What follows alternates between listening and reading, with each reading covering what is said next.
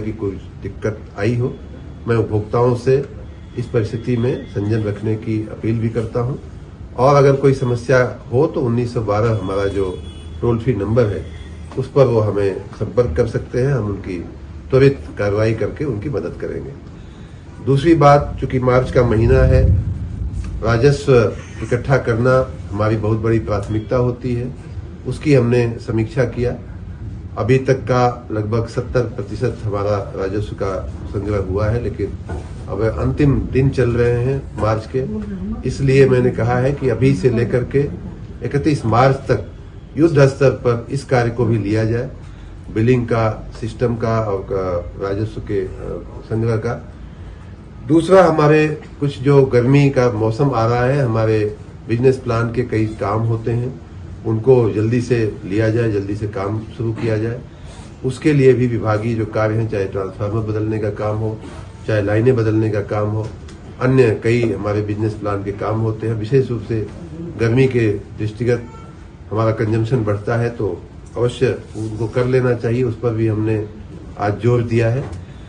तीसरी बात थी हमारी जो RDSS की महत्वाकांक्षी योजना, जो लगभग 17,000 करोड़ रुपए की योजना है, वो भी अगर कहीं रुकी हो तो उसे भी तात्कालिक हाथ में लेकर के उसे भी पूरा करने की दिशा में आगे बढ़ा जाए, काम शुरू हो जाए, जिससे लोगों को जर्जर तार या कमजोर खंभे या अन्य जो इस तरह की समस्याएं हैं उससे उनको निजात मिल सके।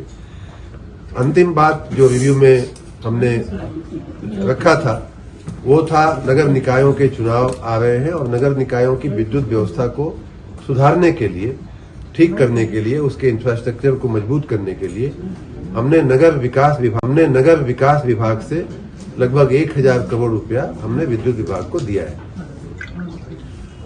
तो इस पैसे का सदुपयोग हो जाए, इस पैसे से जो काम होने वाले हैं वो सारे काम शुरू हो जाए, जिससे कि नगर निकाय के चुनाव होने के पहले वो काम शुरू हो जाएंगे तो हमें चुनाव की बाधा का सामना नहीं करना पड़ेगा। नहीं तो हमारे काम फिर वो हो नहीं पाएंगे और गर्मी में फिर हमें तकलीफ झेलनी पड़ेगी। इन सब बातों के विभागीय कार्यों की समीक्षा के लिए आज हमने ये वर्चुअल मीटिंग रखी थी। साथ ही हमने अपने अधिकारियों से यह भी कहा है कि जिन संगठनों ने, जिन कर्मचारियों ने हड़ताल के समय हमारा सहयोग किया है, उनका धन्यवाद मैं फिर से करता हूं और उन्हें संपूर्ण संरक्षण मिले, कोई उन्हें परेशान न करे, कोई उन्हें हैरान न करे। अपनी ही व्यवस्था के तहत, अपनी व्यवस्था के अंदर इसका भी ध्यान रखने का हमने उनको कहा है। जो हड़ताल से कर्मचारी वापस आए हैं उनसे मैं पुनः आग्रहपूर्वक निवेदन करता हूं कि वो अपने काम में उसी तरह से लग जाए जैसे वो पहले लगे थे और पूरी तन्मयता के साथ, पूरी निष्ठापूर्वक वो अपना काम शुरू करें। लेकिन सर, कोर्ट ने जो एक और विषय, जो मोबाइल टेलीफोन हमारे उपभोक्ताओं के 3 करोड़ 22 लाख उपभोक्ताओं में से लगभग 3 करोड़ उपभोक्ताओं के नंबर हमारे पास हैं, उनको हमारे बिलिंग सिस्टम से अभी पूरी तरह से इंटीग्रेट नहीं किया जा सका था। उसको मैंने पूरी तरह से इंटीग्रेट करने के लिए आज एक टेक्नोलॉजी आधारित एक अच्छी व्यवस्था का शुभारंभ किया है। मैं आशा रखता हूं कि अब आने वाले दिनों में राज्य के विद्युत उपभोक्ताओं को एक नया आनंदमय अनुभव होगा, जिसमें उनका बिजली कनेक्शन काटने के पहले, कटने के पहले या अगर वो भूल गए हों बिल जमा करने तो हम उन्हें बिल भरने के लिए बार बार उन्हें हम याद दिलाने की एक व्यवस्था हमने रखी है, जिससे मैं आशा रखता हूं कि हमारी जो बिलिंग सिस्टम है उसमें इम्प्रूवमेंट आएगा, सुधार होगा, हमारे बिल कलेक्शन में सुधार आएगा, राजस्व की हमारी जो कमी पड़ रही थी उसमें भी कमी आएगी, उस जो कमी पड़ रही थी उसमें भी, उस परिस्थिति में भी सुधार आएगा। हड़ताल को लेकर सर जो कोर्ट ने कहा है कि जो नुकसान हुआ है उसकी भरपाई इनकी सैलरी से डिडक्ट करके किया जाए, उस पर विभाग का विचार? कोर्ट का आदेश जो होगा उसे हम सिरोधार्य करेंगे, मान्य करेंगे और उस हिसाब से कार्रवाई होगी। अभी कोर्ट का आखिरी आदेश हम लोगों को मिला। जय हिंद मित्रों, यूपी में बिजली हड़ताल के बाद जयचंद की संज्ञा देने वालों पर होगी सख्त कार्रवाई। हड़ताली संगठनों व कार्मिकों के खिलाफ माननीय उच्च न्यायालय के निर्गत आदेशों के अनुरूप होगी कार्रवाई। ऊर्जा मंत्री ने विद्युत उपभोक्ताओं के मोबाइल नंबर को बिलिंग सिस्टम से जोड़ने की शुरुआत। विद्युत कनेक्शन काटने से पहले उपभोक्ताओं को भेजे जाएंगे अलर्ट मैसेज। वर्तमान में 3 करोड़ उपभोक्ताओं को इस व्यवस्था का मिलेगा लाभ। आगामी त्योहारों में सभी धार्मिक स्थलों में निर्बाध विद्युत आपूर्ति सुनिश्चित की जाए। गर्मी के दृष्टिगत विद्युत व्यवस्था को अभी से सुदृढ़ बनाया जाए। जर्जर तार, पोल, खराब ट्रांसफार्मर को बदलने की प्रक्रिया तेज की जाए। प्रदेश में निर्बाध विद्युत आपूर्ति के लिए ट्राली ट्रांसफार्मर की संख्या को और बढ़ाया जाए। राजस्व वसूली के लिए युद्ध स्तर पर कार्य किए जाएं। बड़े बकायेदारों की रातों की नींद हराम करने की पूर्ण तैयारी हो। नवसृजित नवविस्तारित नगरीय निकायों में विद्युत व्यवस्था की बहाली के कार्यों में तेजी लाई जाए। विद्युत व्यवस्था के सुदृढ़ीकरण के लिए RDSS योजना के कार्यों को शीघ्र ही जमीन पर उतारा जाए। हड़ताल के दौरान विद्युत व्यवस्था बनाए रखने वाले कार्मिकों, संगठनों, कॉन्ट्रैक्टर्स को प्रताड़ित करने वालों पर होगी सख्त कार्रवाई। कहीं पर भी विद्युत व्यवधान होने पर शीघ्र इसको ठीक किया जाए। बेमौसम बरसात के दृष्टिगत विशेष सतर्कता बरतें। उपभोक्ताओं की शिकायतों को नजरअंदाज न करें। पूरे प्रदेश में विद्युत आपूर्ति निर्धारित शेड्यूल के अनुसार सुचारू रूप से संचालित है। हड़ताली संगठनों व कार्मिकों के खिलाफ माननीय उच्च न्यायालय के निर्गत आदेशों के अनुरूप होगी कार्रवाई। ऊर्जा मंत्री ने हड़ताल के दौरान विद्युत व्यवस्था को बनाए रखने में सहयोग करने तथा सहयोग न करने वाले सभी कार्मिकों संगठनों को धन्यवाद दिया। लखनऊ से CL सिंह की रिपोर्ट। आइए जानते हैं विस्तार से। प्रदेश के नगर विकास एवं ऊर्जा मंत्री श्री AK शर्मा ने बिजली उपभोक्ताओं को मोबाइल कंपनियों की तरह अलर्ट मैसेज भेजने के लिए उनके मोबाइल नंबर को बिलिंग सिस्टम में एकीकरण करने की शुरुआत की। इस व्यवस्था से प्रदेश के 3 करोड़ उपभोक्ताओं को फायदा होगा। अब वे कहीं पर भी होंगे, उनकी विद्युत व्यवस्था बिल, कनेक्शन, डिस्कनेक्शन एवं अन्य समस्याओं के संबंध में अलर्ट मैसेज मिल जाएगा।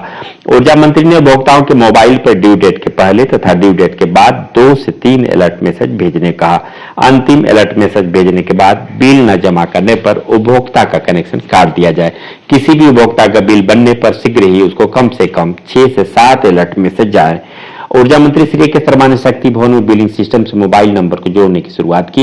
विभागीय कार्यों की वर्चुअल समीक्षा बैठक भी की। ऊर्जा मंत्री ने कहा कि प्रदेश में 15 दिन चले KYC अभियान के दौरान 2.5 करोड़ उपभोक्ताओं का KYC अपडेट किया गया।